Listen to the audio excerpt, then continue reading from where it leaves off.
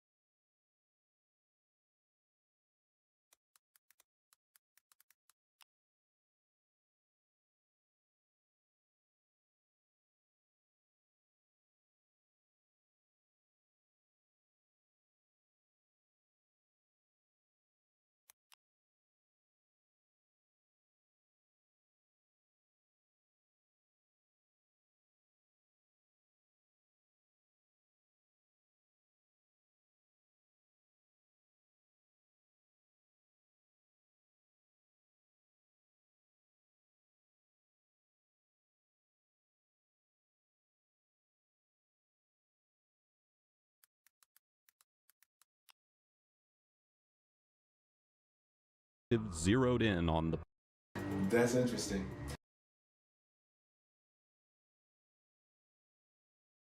Because my DNA couldn't have been in that car because I've never been in that car. You're saying that's not you? That is definitely not me. I don't have a shirt like that. I only can't even see the face on that person, but that's not me. Yeah, I don't know. Yeah, fuck it, I'll take it. Okay. On July 18, 2008, Duluth, Georgia police found elementary school teacher and adoptive mother of 3, Janai Coleman, brutally gunned down in a parking lot. The police rushed to investigate what kind of monster could have been behind this ruthless act. Thanks to eyewitnesses, CCTV footage, and DNA tests, the detectives zeroed in on the prime suspect and had a mountain of evidence against him. Little did they know that all their efforts were meaningless, and the true perpetrator would be someone they never could have expected. We gotta go in that mall. The lady just got shot. Where at it? That place mall. Where the bus station's at. Is she breathing? Conscious and alert? Yeah, she moving a little. Did you see where the person?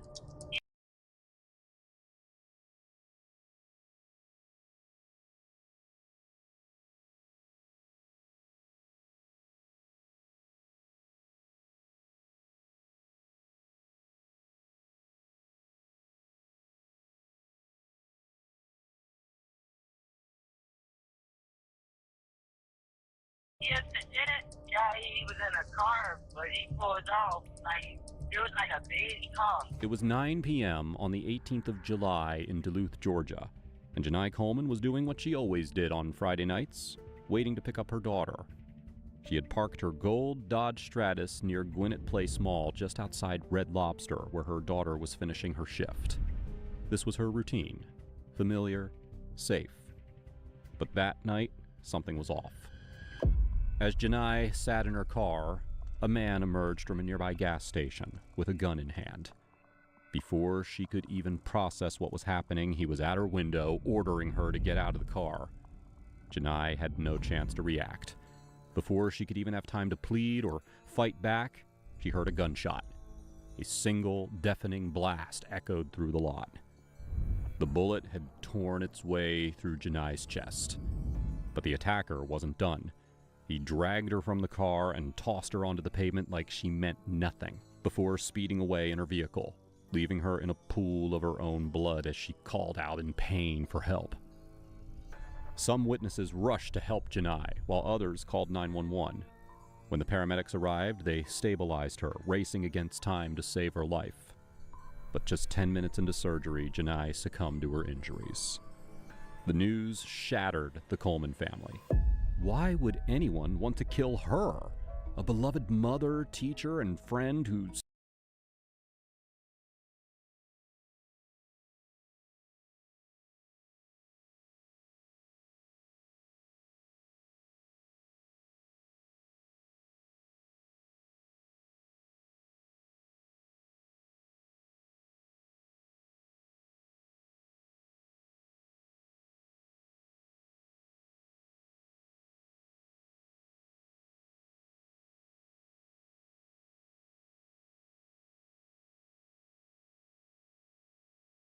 stayed in her lane, avoided trouble, and lived her life with kindness and purpose.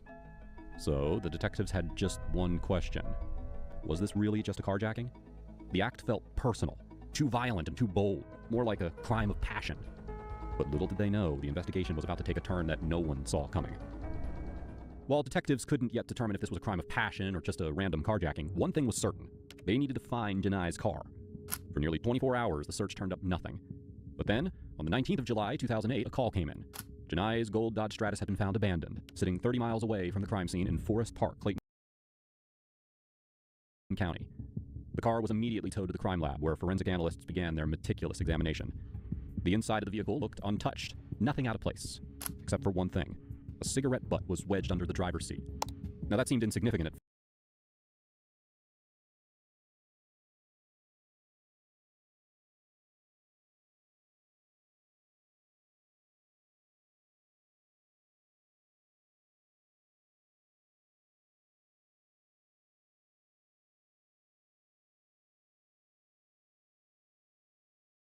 first, but once the detectives knew that Janai didn't smoke, they realized that the cigarette could potentially belong to her killer. If they could extract DNA, they could find exactly who took Janai's life. But the detectives had no idea just how complicated this was about to get. So while forensic teams worked on extracting DNA from the cigarette, detectives turned their attention to the gas station across from the crime scene, hoping CCTV footage had captured the attack. But luck wasn't on their side, as the camera didn't cover the angle that Janai was murdered. So with no usable footage, the detectives turned to witnesses. A bus driver who had been near the scene at the time of the attack had heard the gunshot and then saw a black male dragging Janai out of her car before taking off in the stolen Dodge. She described the suspect as wearing khaki shorts and a white shirt with green sleeves. Luckily for the detectives, a man matching this exact description had been spotted in Forest Park, the same area where Janai's car had been dumped. At the same time, detectives got 2 pieces of surveillance footage of the man from 2 different locations. At the gas station store, the suspect was seen purchasing an item before leaving. But then, he came back to purchase a pack of Bunsen Light Lung cigarettes, the exact same brand of cigarette that were found in Janai's car.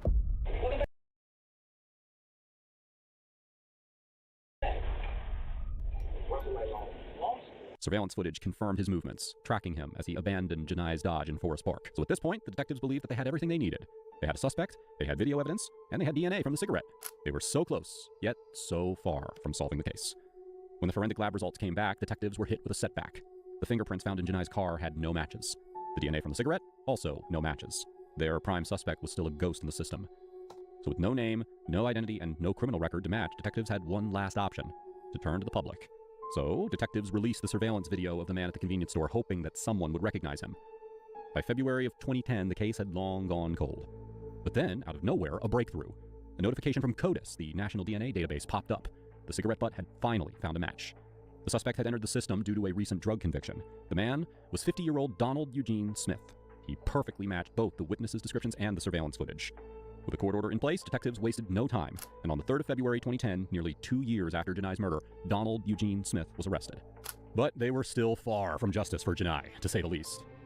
With solid evidence linking Donald Eugene Smith to Janai Coleman's murder, detectives were confident that they had their guy. Now, they just needed a confession. But what Donald said next, no one saw coming. Okay, have these rights, you want to discuss it?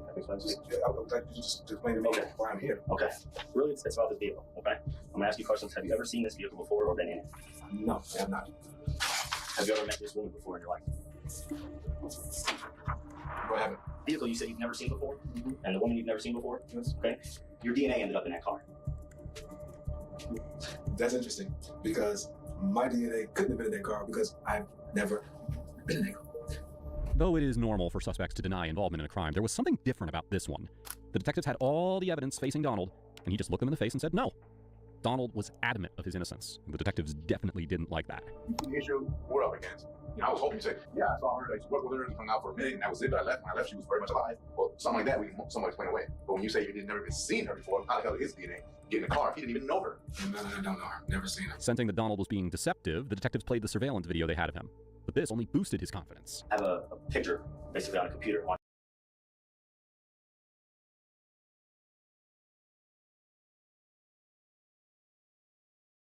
you to look at it, let me know if you recognize it as yourself or not, okay? Sure. This is the day I'm talking about. Was it with this guy right here? Yeah. You're saying that's not you? That is definitely not me. I don't have a shirt like that. I don't can't see the face of the person, but that's not me. Yet again, Donald stood his ground. So the detectives brought out their next card. And this time, Donald's response threw the case onto a twisted journey that no one expected. Your cell phone number at the time was 404-200. Correct? No, that was not mine. That was my brother's phone number. Okay, does he live in Gwinnett County? Yes, he does. What's your brother's name, sir? Ronald. Donald Ronald. Is he older, younger? Does he live at the same address as your parents? He's my twin. Twin? Yeah. Like born at the same time or identified as that? Like born at the same time, like I don't twins, yeah. Okay. Detectives were convinced that Donald was just playing games, but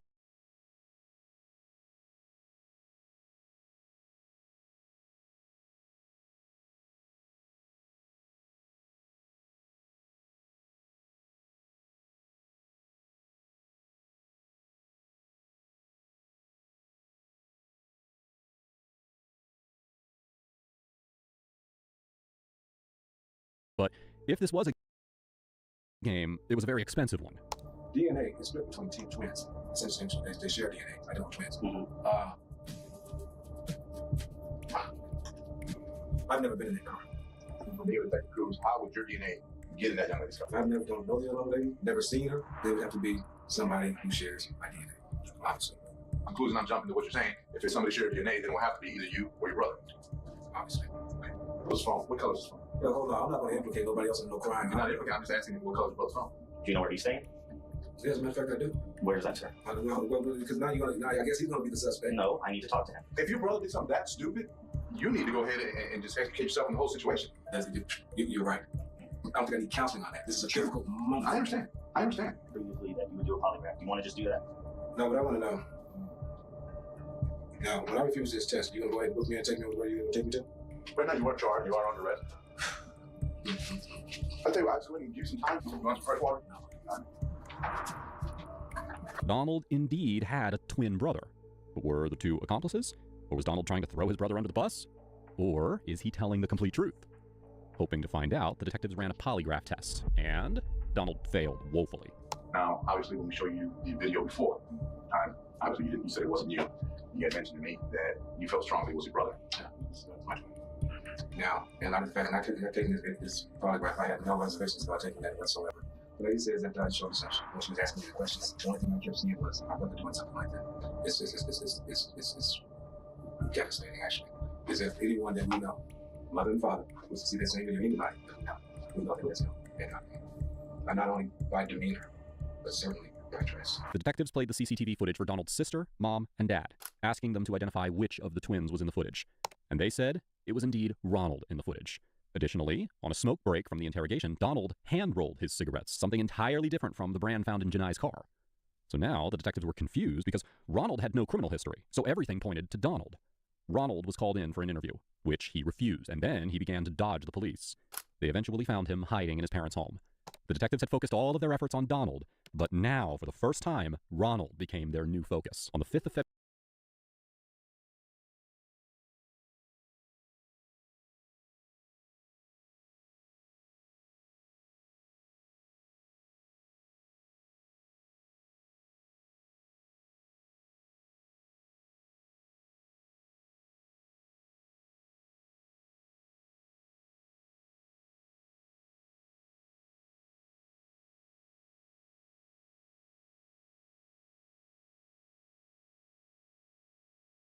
God, I'm muted. I just unmuted my mic, bro. You're a goat.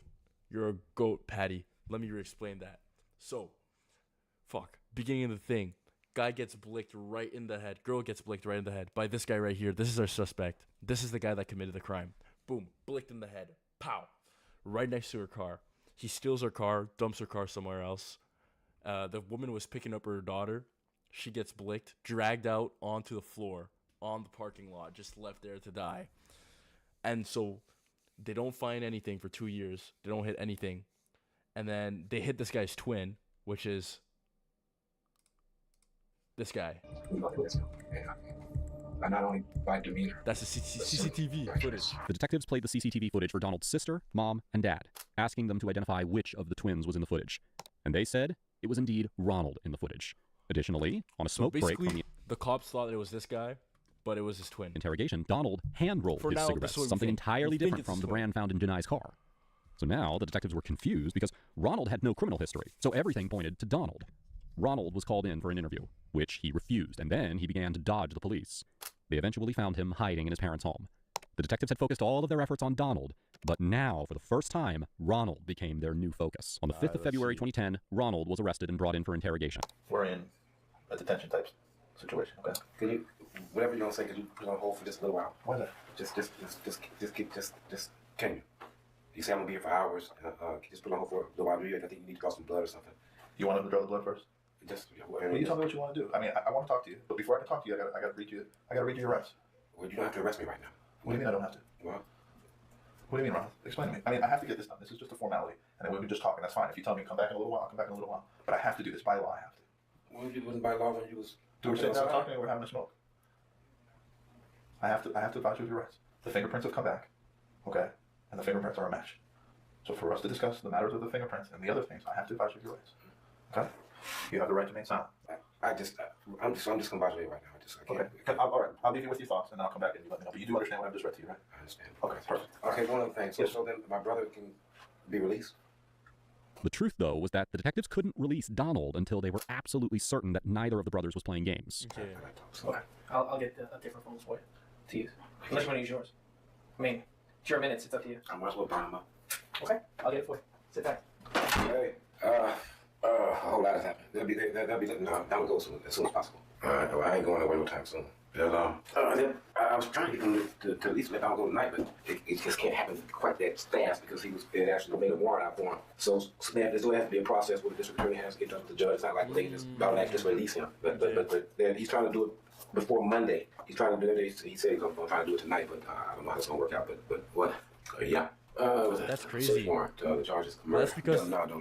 That's because they didn't find anything for 2 years. So once they did find something, they put a warrant for bro. And then once the warrant was there for bro, well, he's kind of cooked. Like, for now, the guy can't get out until like a few days minimum. They need to take off the. I guess that's the question he's saying. Accidental makes more sense, and that's what he was alluding to. You seem to have so much emotion right now. Obviously, you care for someone for 45 years. He's That's 45. something more that I can understand, but just looking for some understanding. What was said? What was said that made you set you off? Yeah, I guess the only words I could say like maybe set you off or angered you or upset That is fucking rough. for things to have gone the way that they did. Imagine your own sibling kill someone and puts that shit on you, or tries. Somehow ends up. I'm just not. Or just because emotionally you can, or is it draining, or No, I'm just not prepared to give any kind of a statement. okay? Do you know when maybe you might be prepared to talk to us about it? I need some time. I need to get past the hard. The what? I'm sorry. Would you like to see your brother? I was with my brother. Your brother really wants to see you. He misses you and he's worried about you. He asked me, "Can I see my brother? I really like to see my brother." Those are the exact words out of his mouth. I want to see my brother. You talk to him today. He's right next door. He's sitting in that room right there. You serious? I swear to you. What y'all thinking? Y'all thinking that they did this together? That one of them is in it is on it alone, or they're both innocent, which is basically impossible. He wants to see it. Practically But you impossible. can't let him go. Why not just bring him in? You guys let him see it. He's worried about it. He can't see you right now. Leave him. He's dying to see it, man. Yeah, well, All he wants to do is hug you and tell you that he loves you. And that he's going to be here for you. not right now. So you want me to go next door and tell him that he's 4 feet away from his brother in cancer? Yeah, do that. Alright, I'll go over there and tell him. Damn, bro. This is hard to watch. Why don't you get some water, gather yourself together, and see your brother. From the moment that Ronald stepped into the police station, it was obvious that something was off. He was visibly restless, and that phone call that he made to his loved ones did not seem to make things better. Detectives saw an opportunity, and they thought that the best way to break Ronald down was to put him face to face with Donald. But before bringing him in, they did this. I want to do, I don't know if you knew this one, but this is the woman, okay? Her name was Janai, okay? She had 3 adopted children, all right? She was a school teacher. Her family begged me just to find out what happened. They begged me. And they're very religious people. And they were more just wanted to know why than anger. And they stressed that to me. Okay? Her cousin's a deacon. They're from another state. She had 3 little adopted children, okay? They just wanted to know why. And I Damn, promised 3 them I would at least adopted ask children. Twins are usually always the why. closer. And I perceived this to be accidental. I Okay, but I don't know. with the guy. I'd be close with him too. And I promised Not them gonna I would lie. ask why.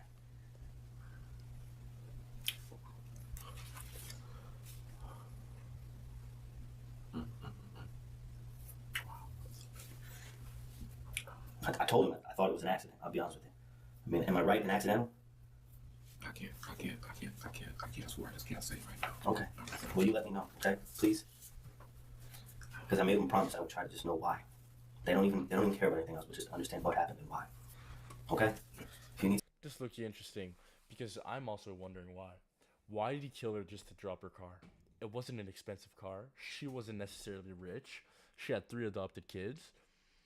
It doesn't seem like they had any type of romantic interlink. So what's the issue here? something that's not Where's the denominator? Need a tissue bag? Trying to push for a confession, the lead detective used Reed Interrogation Technique 7, offering Ronald a socially acceptable reason for the crime. Usually, most suspects jump at this chance, eager to minimize their guilt. But Ronald was so devastated that he shut down completely. So, they sent in Donald. Look, there you go. You'll be right. You don't have to be. I'll tell you what's gonna happen though. When they take you to the jail, the process, you're gonna see a judge tonight. What time it is? They're gonna take you in front of one. There's a place over there. They'll be the same way. Like 2:30 in the afternoon. Real ass brother. Real ass brother. You know, at the end of the day, me personally, if my brother did that, I'd be very disappointed in him, but he's still my brother. So I would still tell him how the judiciary trials be working and shit. Hell yeah, I would. Even if you I didn't get over there. you my brother. One or whatever. My brother. I can't change that. They took me down to the scene of You the were crime born and with me. everything. These dudes here. You know, where were you arrested at? Downtown, right by the corner of the where pick my mail. That's how they knew where to come get me. And the reason they came and got me because of the DNA. We got the same DNA. Mine's on the database, federal database. Because once you're in the federal system, they take that shit before you get out. You know, I'm gonna go see a judge. That's the first thing that's gonna happen. Yeah, they dress you out. You gonna they'll put you on suicide watch. They do to all people with serious charges like that, and they put you in see how that's on the glass, you know, and they put you in some, you'll be naked except some gown. That's a panty gown. That's that thick stuff. Just strap it off. Like a Velcro. Yeah, you know, a padded blanket on a little mat. They'll be there for at least 3 days, at least 72 hours. And then somebody come talk to you every day, but you'll be able to see them out there. And in jail, don't get nobody no motherfucking time. They got no motherfuckers running around in their cars. I'm talking about looking. That's actually insane. This guy had to go to jail for no reason just because he had a warrant. He had a warrant on him, and because he had a warrant on him, he had to stay in jail even though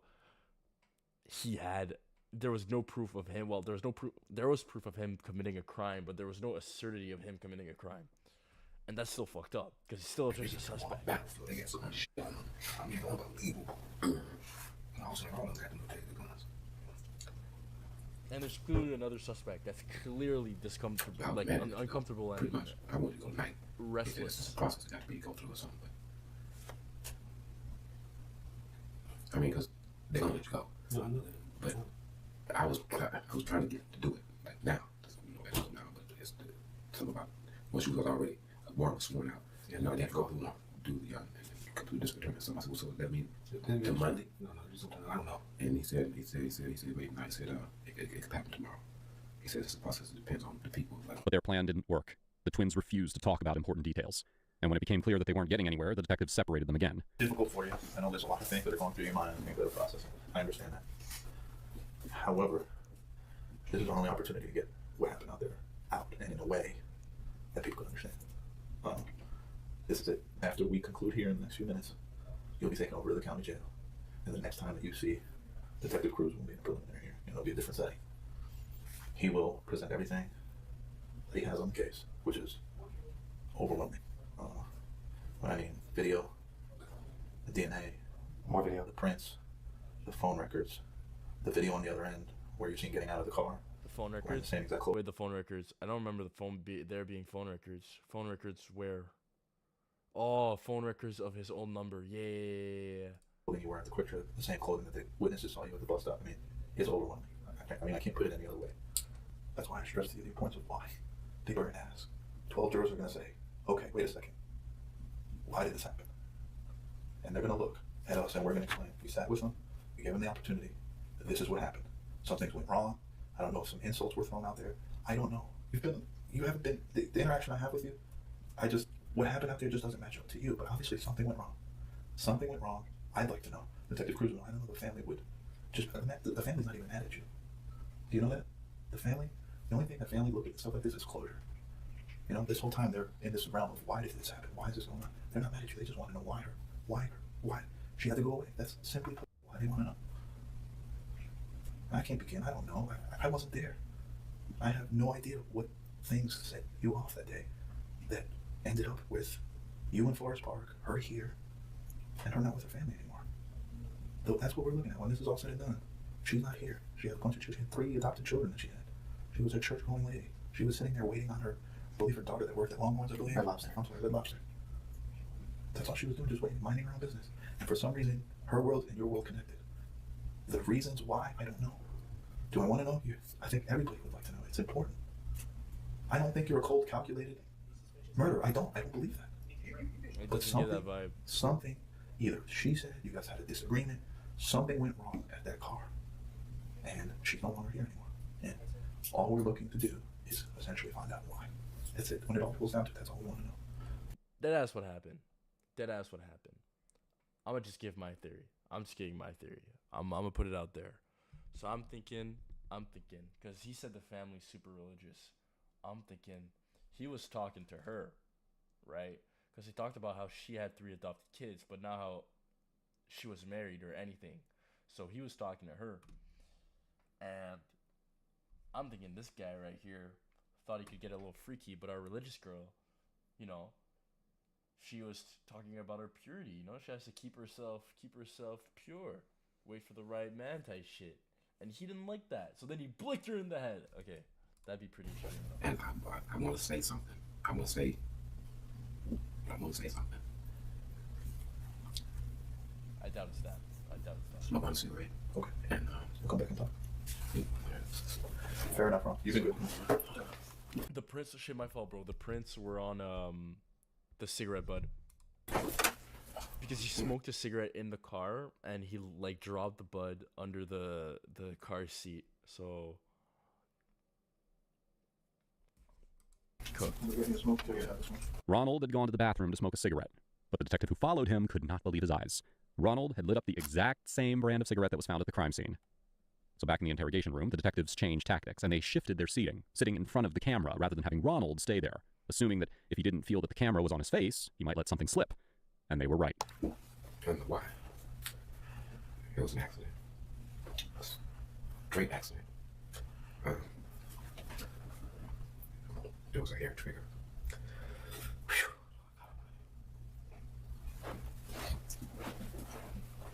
It was a hair trigger, and it was an accident. Okay. It was an accident. I swear to God, it was an accident. And I should have known it was a hair trigger because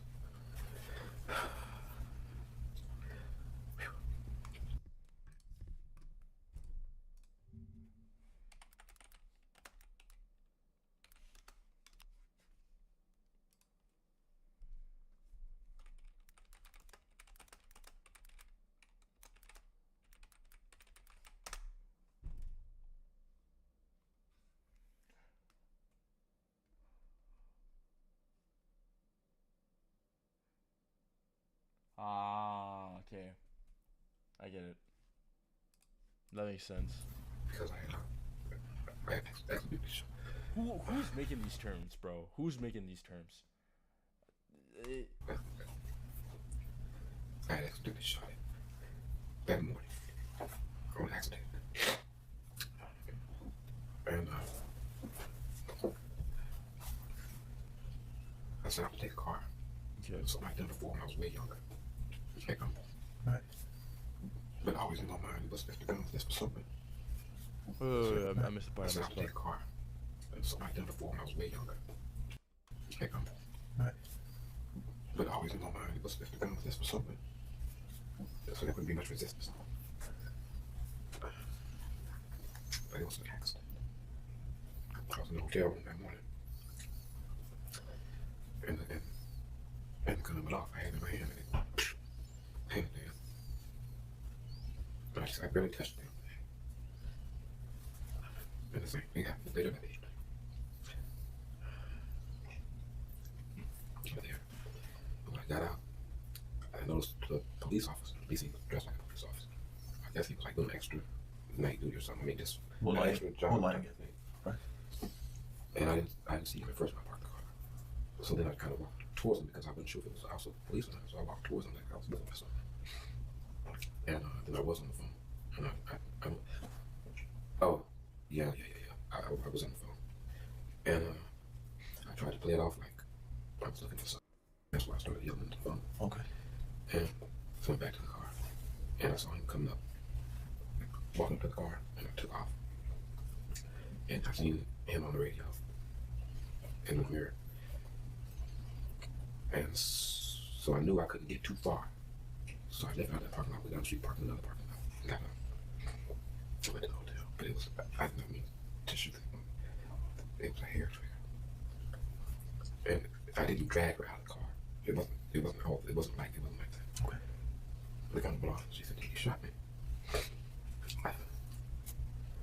So now she couldn't take her with you, so you? No, she got out of the car. Oh, okay. I didn't drag her out of the car. Okay, all right. It wasn't. Different witnesses see things differently, especially when they hear something.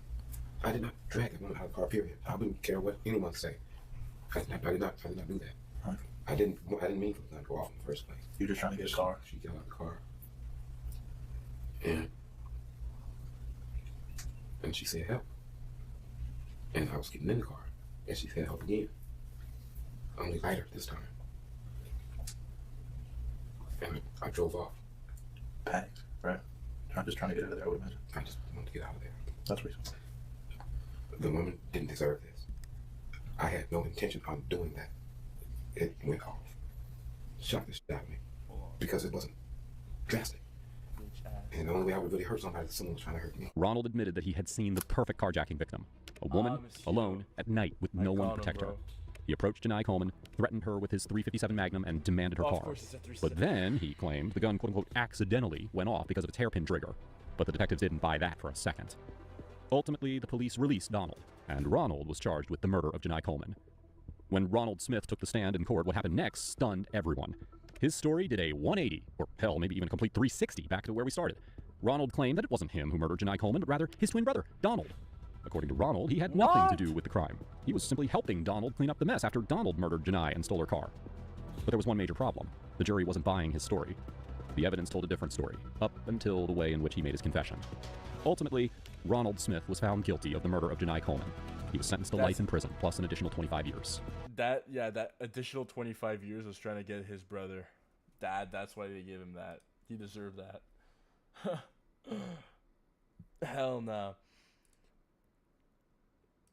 I would have kept at least a fragment of respect for the guy if he went to jail and took it like a man after he admitted. But trying to play games, especially trying to get your own twin brother, bro, your own twin, trying to get him in jail, that's disgusting. Fred gets caught buying motel room for 13-year-old girl. Okay. That it could have been different. Facts, but that's for me alone one time. Traffic stop leads to discovery of dead body. Nah. Wife beater kills himself during police conference. On the morning of June 20th, 2024, the Los Angeles Police Department received a report about a domestic incident at an apartment complex on the 5700 block of Etiwanda Avenue in northwest LA. The caller, the victim, told the operator that she'd got into an argument with her husband, 45-year-old Marlon Jimenez, on the night of the 19th, and for a duration after that, going into the 20th, was subjected to a brutal beating that included being held down, then hit repeatedly and put into a chokehold. Marlon was a career criminal. He had been involved in 22 different cases over the years. His most recent stint in jail was in 2023. Believe it or not, he was out on probation when the 911 call to LAPD was made in June of 2024. Some of his previous charges were, you guessed it, domestic violence related against his wife. To make matters worse, these incidents would take place within the home while their children were present. Hold on, let me just skip to the actual call. English or Spanish? What's going on? No, wait. I have to do this. You private? I didn't mean to do that. I want a new window. Slide me a new window.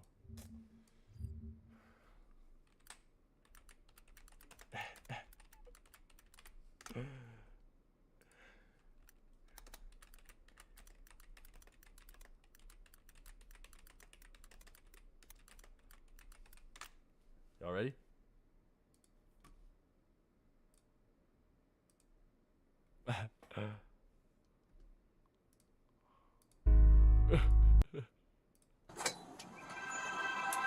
Hello.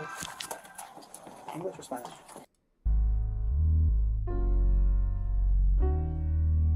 Baby, you got something in your nose. Sniffing that K, did you feel the hole? Hope you find peace for yourself. New boyfriend ain't gon' fill the void. Do you even really like this track? Take away the drugs, would you feel the noise? More and more you try to run away. You fucking yourself, do you feel the toy? I'm not even gonna fucking explain. Outside? If you didn't get it, you didn't get it. It is what it is. It's a dog-eat-dog world. What the hell is this? Hoarder house?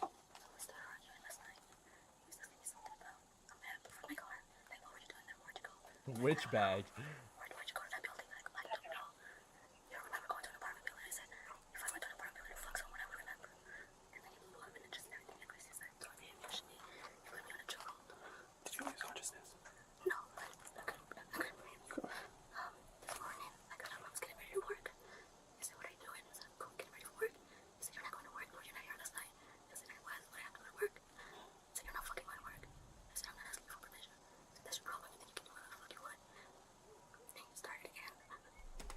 you think you can do whatever you want to go into work is insane. Imagine saying to your partner, you think you can do whatever you want when they're just trying to go to work in the morning. You think I want to go to work? Like, bro, you can do anything you want.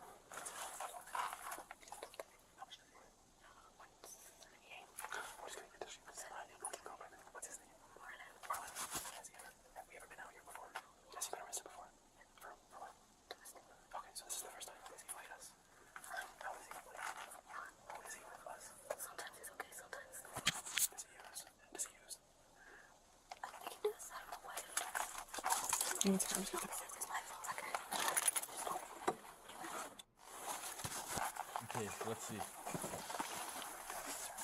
Do you have the taser?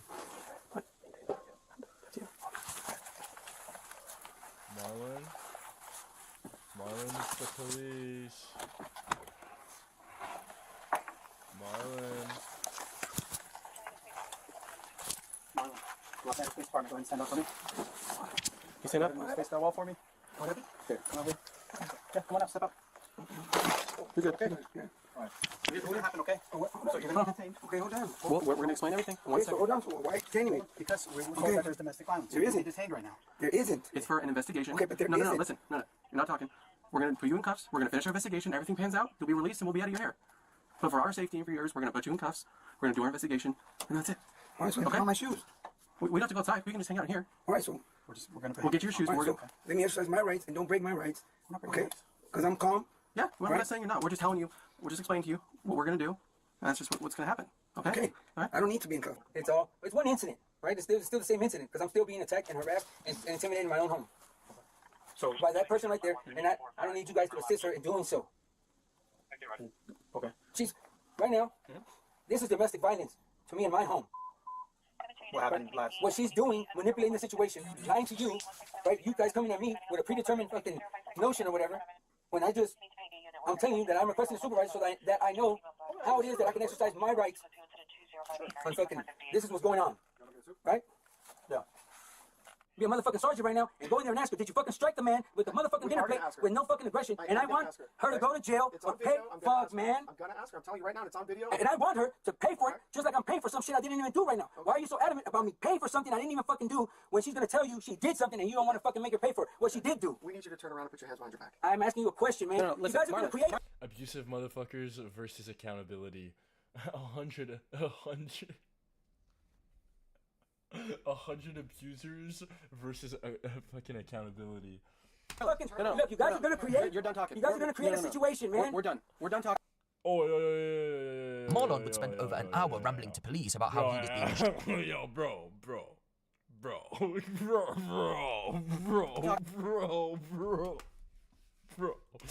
Marlon would spend over an hour. Look, you guys are gonna create. You're done talking. You guys are gonna create. Let me put it back, bro. Situation, man. We're done. We're done. We're done talking. We're done talking. This guy's done talking, bro. What the fuck? This guy, he's standing on business in the corner. He's got his hand on his Glock right now. What is wrong with this world? Marlon would spend over an hour rambling to police about how he was being mistreated and that he, rather than his wife, was the real victim in the situation. As time passed, he became irate, which in hindsight just proved that his wife was definitely the one telling the truth. I mean, why wouldn't police believe her anyway? You know, the one without a criminal record, who was quiet and calm. Remember, even when officers arrived, she whispered that's how scared she was of Marlon. The LAPD responders eventually grew tired of the antics and wanted to make an arrest. However, that agitated Marlon. In fact, it got him that frustrated that he blurted out that he was armed with a knife and threatened. This prompted the officers to back away and call for more units. You're gonna get past you, Sergeant. It's gonna fall into it. My kid's mental well-being. My kid's mental well-being. My kid's mental well-being. Mental well-being. 47 in the back up. I'm asking you to not violate my rights. There's 2 kids in there. Here, I got that. Before sport. I listen to you. I need you to listen to me. That's the fuck you created. Okay, I'm gonna close the door now. So now you're not gonna bum rush it.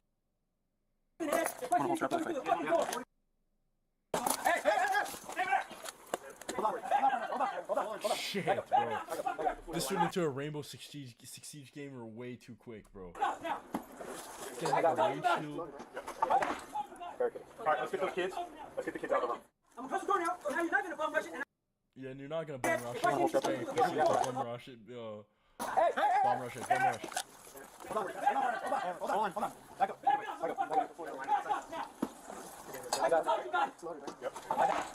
Barricade. Alright, let's get those kids.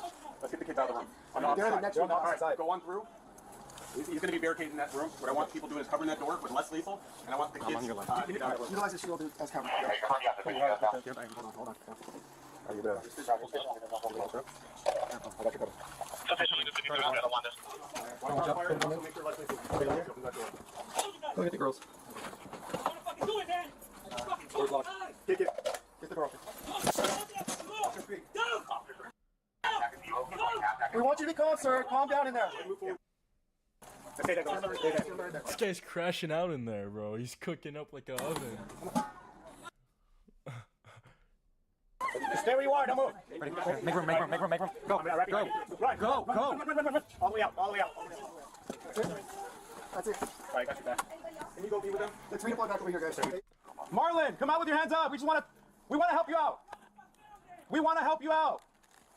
We have policies and procedures that we have to follow now, okay? This is the way it has to go. Peacefully. You come out peacefully, this will all go smoothly. Marlon, we want to help you out. Tell 50 be advised. Marlon. You can hear me. Marlon. All we want is to end peacefully. All right? Marlon. Is this Marlon, we want to chat? end peacefully. This might be Marlon. Oh, he killed himself. No way. All right? We want this to end peacefully.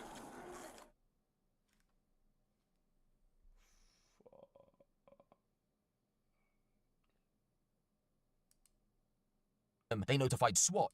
First responders would ultimately make contact with Marlon via telephone. They tried their best to calm him down and get him to voluntarily come out, but he wouldn't listen and remained agitated. There was an issue though. Marlon wasn't just armed with a knife now, but rather a firearm as well. With LAPD officers having no reason, things suddenly went quiet. So SWAT entered the bedroom, and it was there they found Marlon dead. Marlon still refused to comply. Towards the end of that period, things suddenly went quiet. So SWAT entered the bedroom, and it was there they found Marlon dead. Are you talking with me being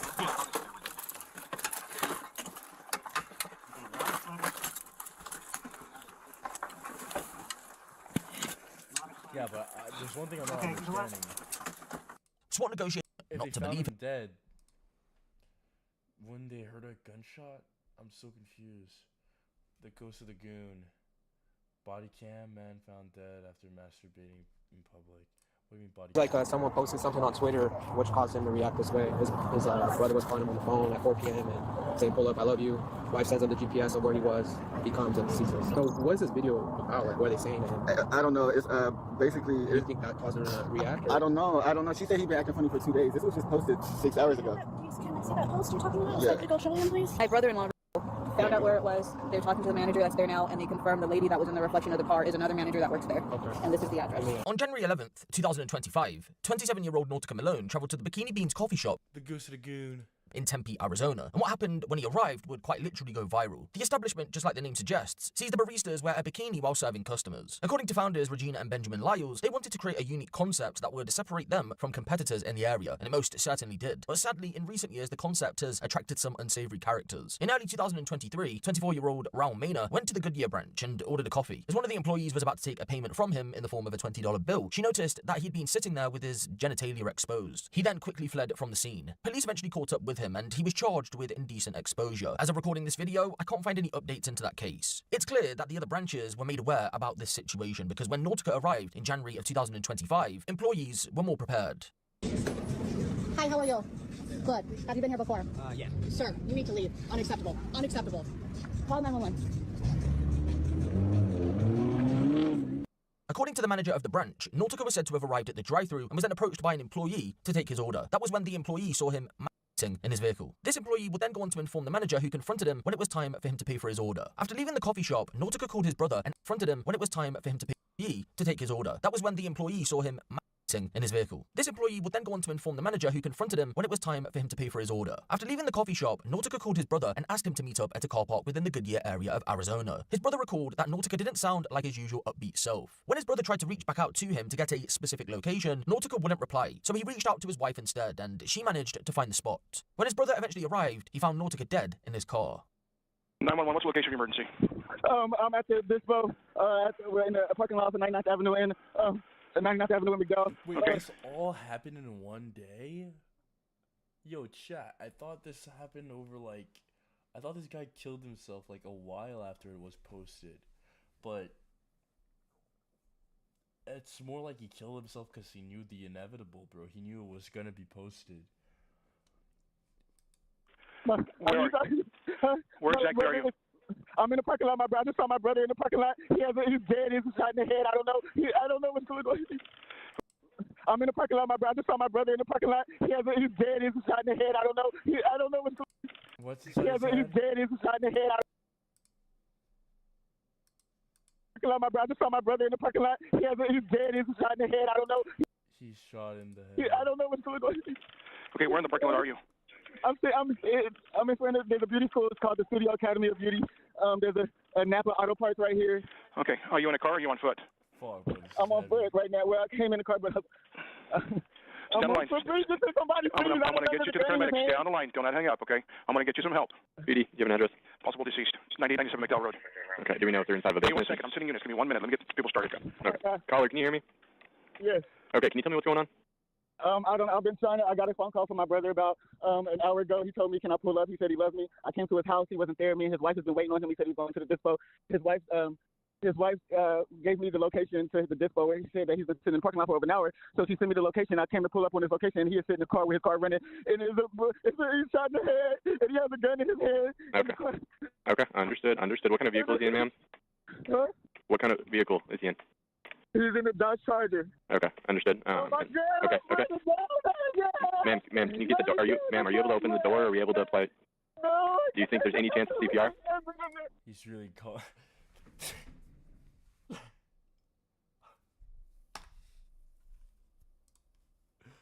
Guys, we're gonna listen to what this nigga said on 0.5.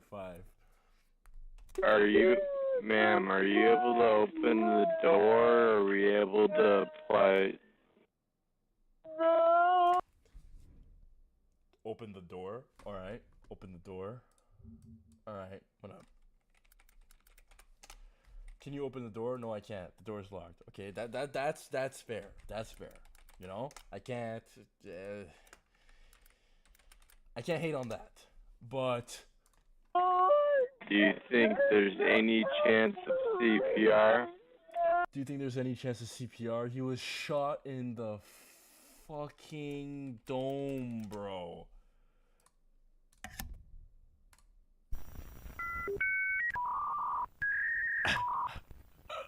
I love how Logan joined that just as I played this.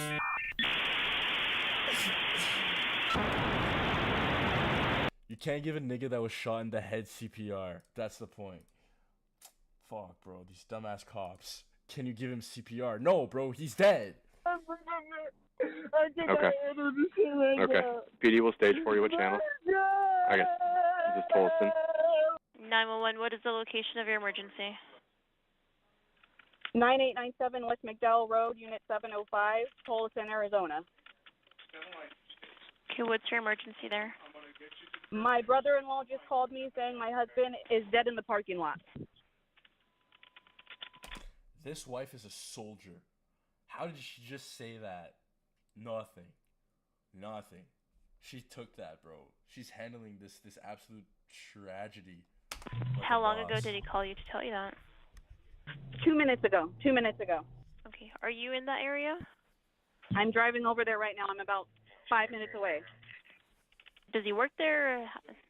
No, he was just going to the dispensary an hour ago. A little bit over an hour ago, he left to go to the dispensary over there. And I've had his location the whole time. I didn't know, but I told his brother to go over there because I had the kids with me, and now I'm going over there. My mom's at the house with my kids. I'm just going over there right now. I don't know what else. Okay, this is your husband? Yes, my husband.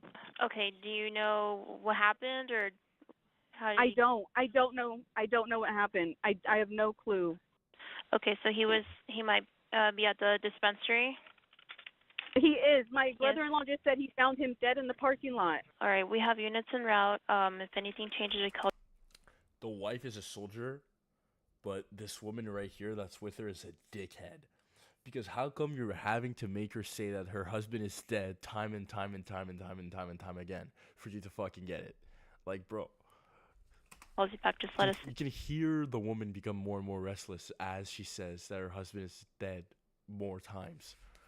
It's actually kind of sad, bro. All right, call us right back on everyone, okay? Hey, back up. Yeah, he's good. That's his wife. Okay. Hey, man, back up, all right? Sir, please just stay over there.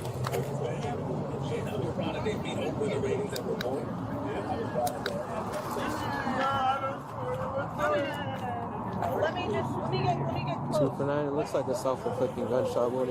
If you can roll fire. Please just let me see him. We can keep an eye on him. I'm gonna check for a pulse. It's already cocked back, so. I'm gonna check for a pulse. Fucking niggas don't know what a headshot is, bro.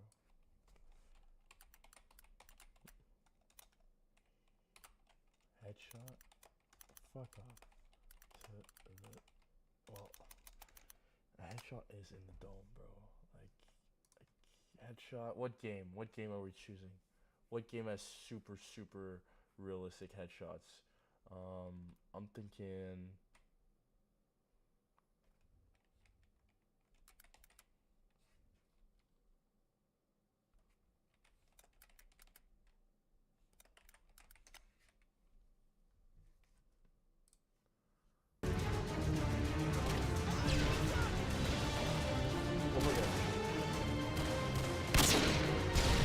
A motherfucker can't survive that, bro. It looked like it. You can't survive a headshot. I don't care. I didn't find the clip I wanted, but it doesn't matter. You can't survive a headshot. You can't be CPR back from a headshot. You can't be res from a headshot. The only thing you can get from a headshot is a lobotomy, and if you don't survive the lobotomy, you're cooked, bro. It's over. It's done. You're cooked. You get shot in the head, it's done. You get shot in the heart. Only have one bullet. Yeah. Hey, man.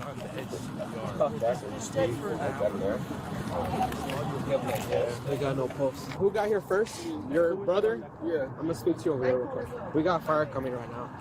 So, how did you know he was here? What's going on? Okay, so earlier I got a phone call from him and I was asleep. I missed it. I called him back when I woke up. He said, he was like, brother, he's like, can you pull up, bro? And I'm like, yeah, I can pull up. What's wrong? He was like, nothing. Can you just pull up and call me when you get here? So I came over. I live all the way in he didn't sound. Did he sound like not normal? Yes, he didn't sound like. He sounded like something. You could tell something was wrong. So when I get to his house, he's not there. He said that he went to the dispo. I sit there. I chop it up with her for a minute. We text him. We call him. He's not responding. I was like, I'm gonna go to McDonald's and get something to eat because he's waiting on him to get back to start dinner. She sent me, I called him, I was at McDonald's, he didn't answer. I texted him, he didn't answer. She called me and was like, have you spoken to your brother? I'm like, no, I'm getting worried. Send me his location, where dispo is he at. She sent me the location to this dispo. I came over here and I was riding around and I seen this car and I just pulled up because I'm like, I know that's his car, and then that's when I seen this. Okay, so he just said, hey, pull up, bro. Right, he was just pull up, bro. Can you talk to me? He's like, I love you, pull up, bro. Can you call me when you downstairs? And that was it. Seems like someone posted something on Twitter which caused him to react this way. His brother was calling him on the phone at 4 p.m. and saying, pull up, I love you. Wife sends him the GPS of where he was. He comes and sees this. So what is this video about? Like, what are they saying to him? I don't know. It's basically. Do you think that caused her to react? Or? I don't know. She said he'd been acting funny for 2 days. This was just posted 6 hours ago. I see that post you're talking about. Yeah. So I could go show him, please. My brother-in-law found out where it was. They're talking to the manager that's there now, and they confirmed the lady that was in the reflection of the car is another manager that works there. Okay. And this is the address. Right there. Rico's there right now. Yeah. And the manager there is trying to call that girl that was in the reflection of the video. It's easy to forget that this is someone's life. I just realized this. You know, like, for example, like if I go here and I just go Ghost of the Goon. You know, everybody, it's the Ghost of the Goon. It's the Ghost of the Goon. It's the Ghost of the Goon. The Ghost of the Goon has been spotted driving the... Okay, shut up. Like, wait, what? Oh, yeah, there. Hi, how are you? Okay, I'm not on TikTok, so I'm not actually finding good stuff apparently, because this is all pretty trash. Ghost of the Goon vids. It's kind of missing my point. My point was gonna be, there's all these Ghost of the Goon vids and shit, but like when you look at this vid, you see the weight of it, man.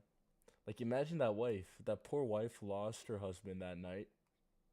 Those kids lost their dad, and on top of that, she had to. Did you happen to look at his location? Or was that the location he was at, or in Scottsdale?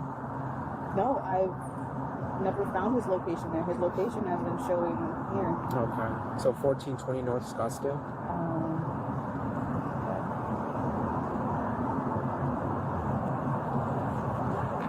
Yeah. St. Peter's. Okay.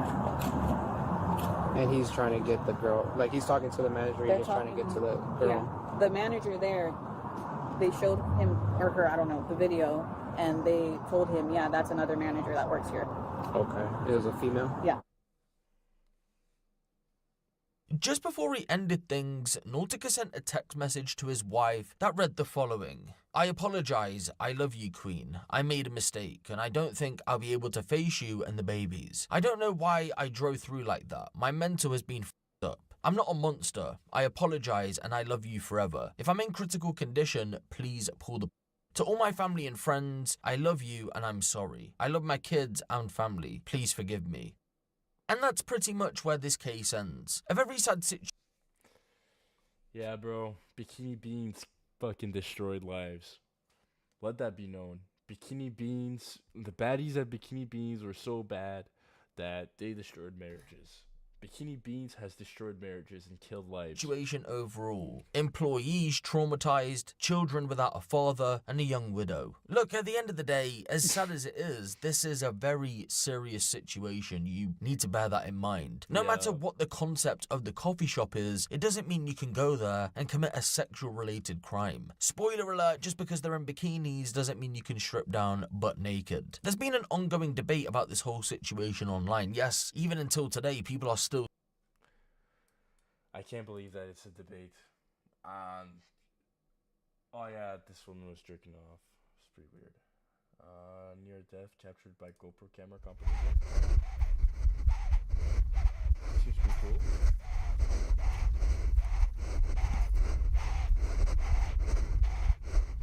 I breathe before blanket.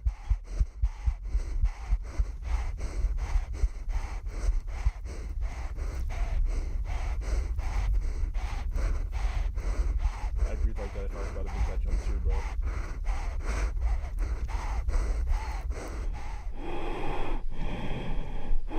Okay, Darth Vader.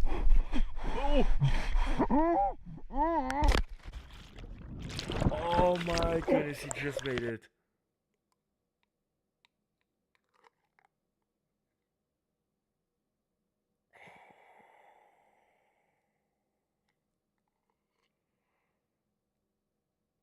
Went off the tracks, and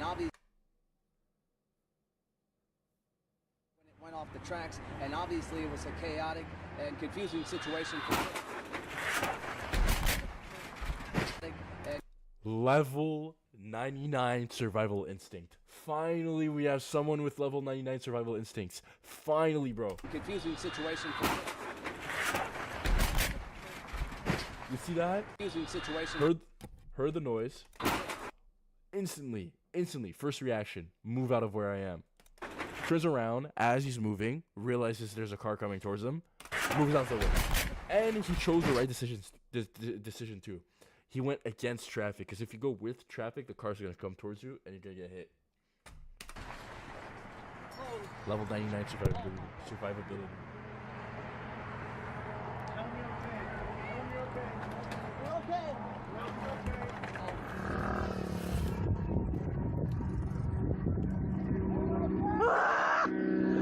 What?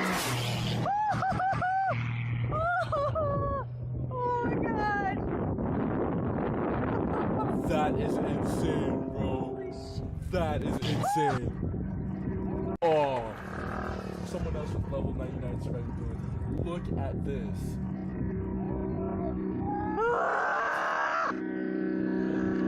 This is insane. This is insane. That's hype. Oh my god! I don't get what she's saying.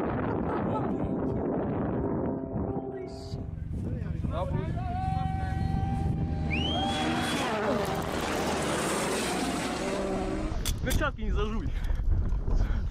Bro, almost lost the dome. Oh no.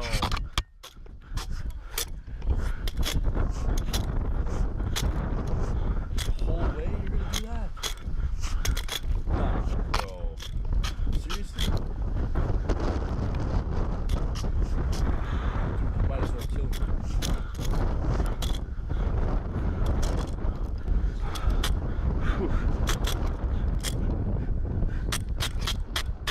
Why do you take off his gloves?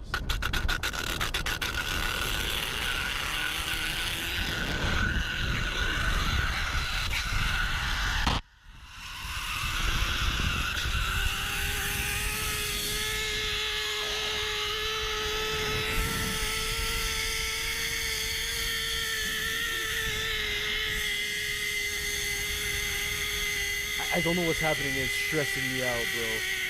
Fuck. I can't see shit. What's going on?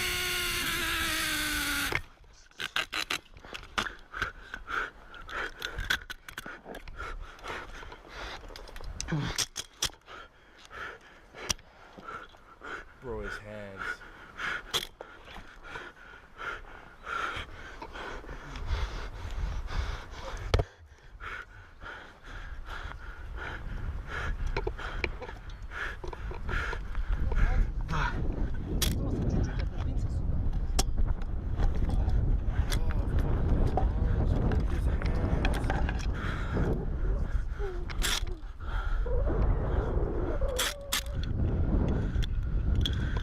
What the actual fuck?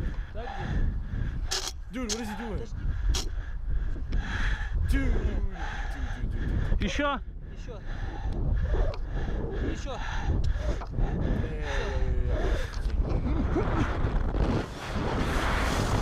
Bro.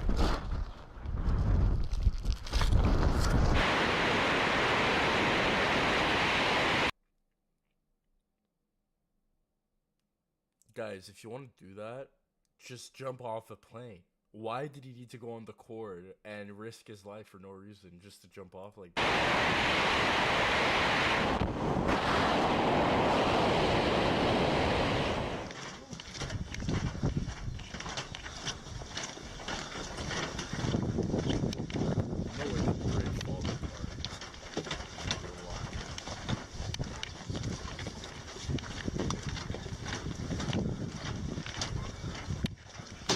No way!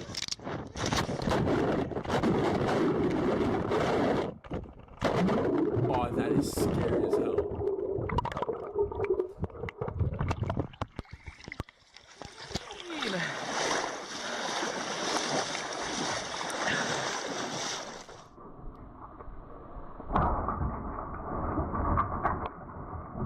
Yeah, that's fucked, bro.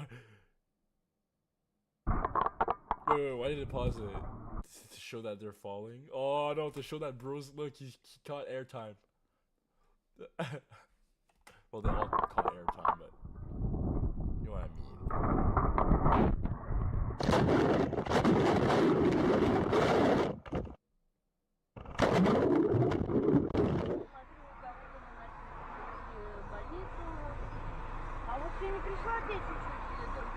can't make a love kid in peace anymore, man.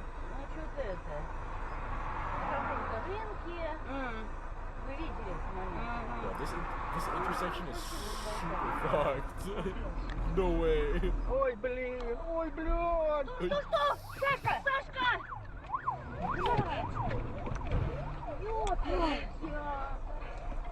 I mean, you could do it.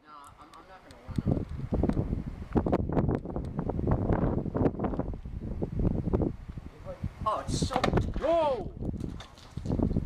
Wow. So happy Valdez is there. Oh. Guys, I captured that. Yeah, you better treat that man to dinner. Yes, man,ขับรถ No, it'll be good. Always Bam. Oh, it's over. Bye bye. Bam.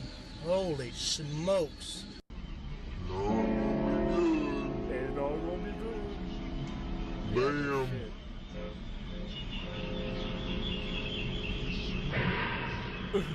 Bam. Holy smokes. Wow. I lost my job. Holy smokes.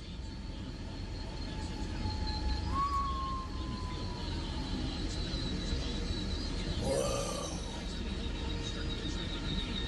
Whoa.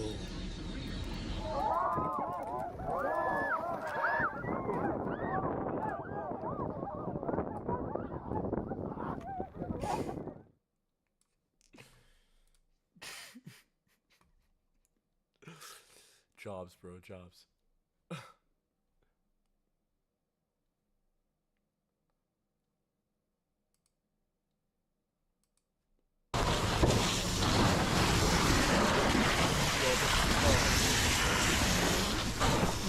Oh, yeah.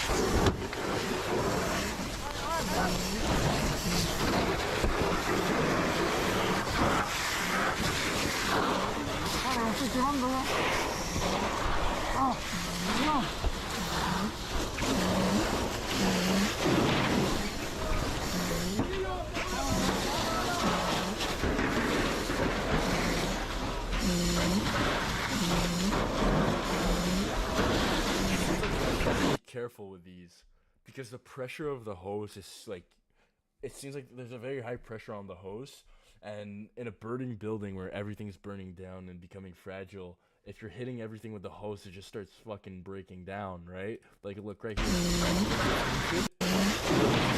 Everything starts absolutely shredded by the water. Everything's crashing from the fire.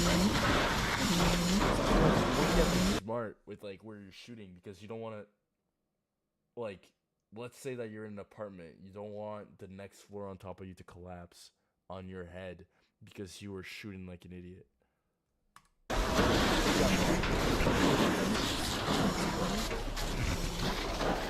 Oh.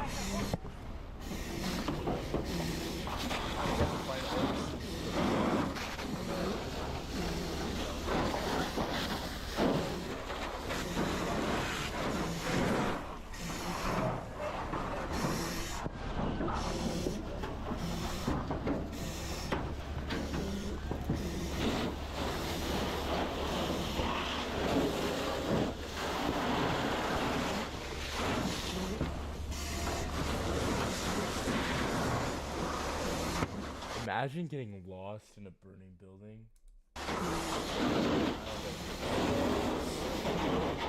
Excruciating last moments.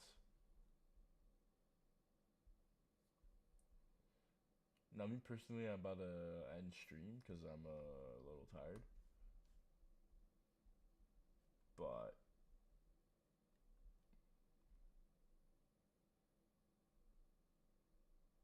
I'm just trying to see if there's one last thing I can react to. Jaw-dropping police dash cam moments, so crazy you'd think they're fake. Are you the only one in the vehicle? Yes. Okay. Hey, adrenaline junkies, buckle up. Cars catch almost anything on the road. But on March 27th, 2020, followed as it veered off the highway. For a second, it looked like Deontay was going to pull over on the exit ramp. But then he floored it.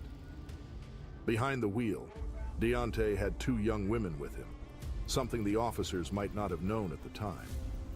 But that didn't change his actions. Up until now, he'd kept the chase on I-75, northwest of downtown Atlanta. But then, he made a risky decision, diving straight into the heart of the city.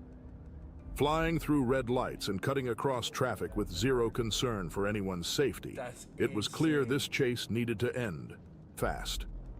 One wrong move at those speeds, and it could have been catastrophic. Somebody get south of us. We're coming back up towards the spring, towards the 10th. It's downtown, bro. The guy's dead ass hitting reds, on reds, downtown. Now, if you don't have a license, you might clear. Bad, bro.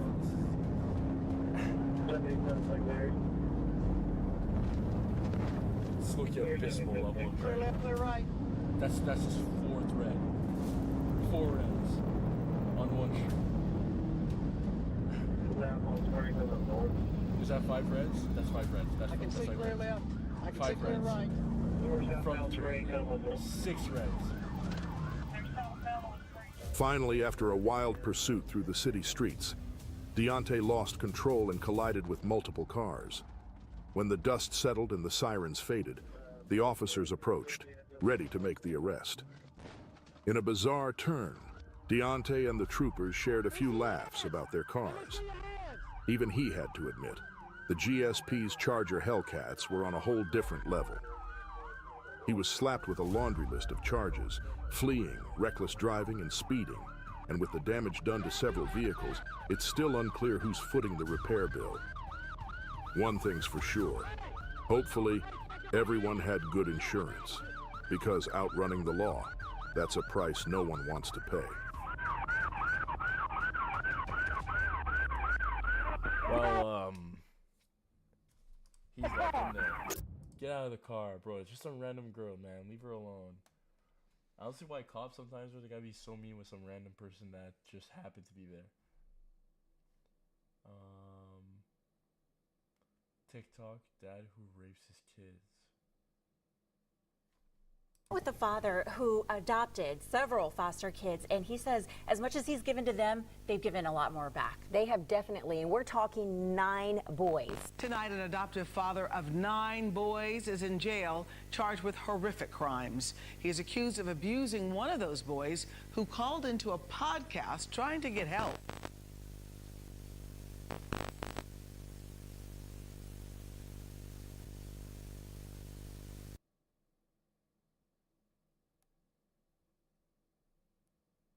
In early January of 2017, 33-year-old Haim Nissim Cohen would post his first YouTube video with his 9 adopted sons. Haim had done the rounds in local media circuits due to his generosity. Given the situation the family found themselves in, it's to no surprise that they started to post online and share what their life was like. Over the years, their content really started to gain traction, more so on TikTok than YouTube, although their YouTube following was growing too. In February of 2020, bro, what? Did you hear the beginning of that? That's so fucked up. This guy adopted 9 kids and raped them all. 9 kids. He did it 9 times. 9 times. You're telling me that the first kid didn't do anything to help the 9th one. The second kid didn't do anything to help the 9th one. 9 times in a row, bro. Fuck. Last year I said Just kill me. At this point, just kill me. You might as well. Out. Happy birthday. Hold on. Let me see. No way he's out. Just a couple, just a couple. Just a couple. Just a couple, just a couple. Just a couple. 26. We're at $4,000. Just a couple, then we're done. Just a couple, then we're done. Oh. 26. Got a switcher. Again, guys. Dude, we're gonna win all our money back from. Shut up, knock on wood. Full on devastation. How are these Plinko balls, bro? Got a switcher. Again, guys. Dude, we're gonna win all our money back from. Shut up, knock on wood. Why did he say that, bro? Full on devastation. How are these Plinko balls, bro? Do we just suck? No, bro, we're getting fucking. It's something. So okay. We need to kill ourselves. I have no solution. No, man. Oh my gosh, dude. Bro, I have tears coming down my face right now, dude. Oh my fucking god, dude. I just lost $300 fucking dollars, dude. I'm so sorry, Gabe. You probably feel like such an idiot giving that to me, dude. I'm so sorry, bro. I am such a fucking moron, dude. I am such a fucking moron. Oh my fucking god, dude. I don't know why I was watching Gambling Addiction. This shit is just abysmal. It just hurts to watch. I don't want to watch it anymore. Wait. Hold on. I saw Kanye somewhere. If I can find that, I'm watching it. If not, I'm ending stream. Because that means, Never heard of the show? Never heard. Let's just keep that for later. Nothing. No yay. I'm done, guys. I'm tired. I'm heading to bed.